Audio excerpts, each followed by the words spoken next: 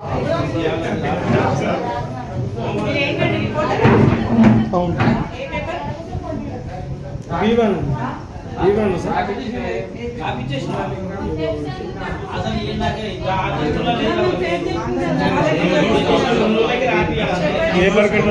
రాలేదు అనకుండా ఇప్పుడు చెప్పిన ప్రకారంగానే బుక్ చేసుకొని పెట్టుకుంటే యాప్ రావాలని నేను వస్తాను, యాప్ కొట్టి పంపిస్తాను. మీ అందరికీ కూడా చెప్తాను.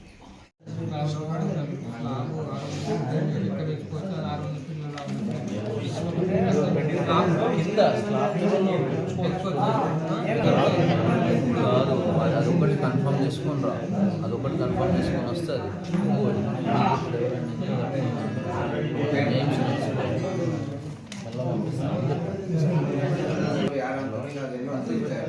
మా సార్కి ఎట్లా వస్తుంది ఈరోజు వైట్ పేపర్తో అంటే ఈరోజు మొదలు పెట్టుకోవచ్చు.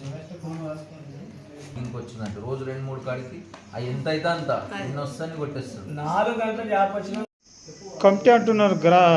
గవర్నమెంట్ అధికారుల కమిటీ లేకుంటే ఇక్కడ విలేజ్లో ఉన్న వాళ్ళ కమిటీ? ఎవరు కమిటీ మెంబర్స్ వాళ్ళ పేర్లు రాసి ఇవ్వాలి.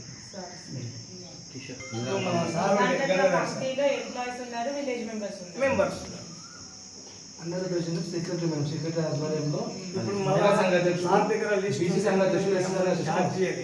ఛార్జ్ చేస్తే ఏది ఉన్నా ఇప్పుడు వాళ్ళకి తీసి మనం చదువుతుంటే నేను ఛార్జ్ చేయకముందు ఇప్పుడు అంటే ఆ కమిటీ వేరే వాళ్ళకు లేదంటే లేదు, ఇల్లు రాదు అంతేనా? కమిటీ అంటేనే కాదు సార్, కమిటీ వాళ్ళు డిసైడ్ చేస్తేనే కాదు.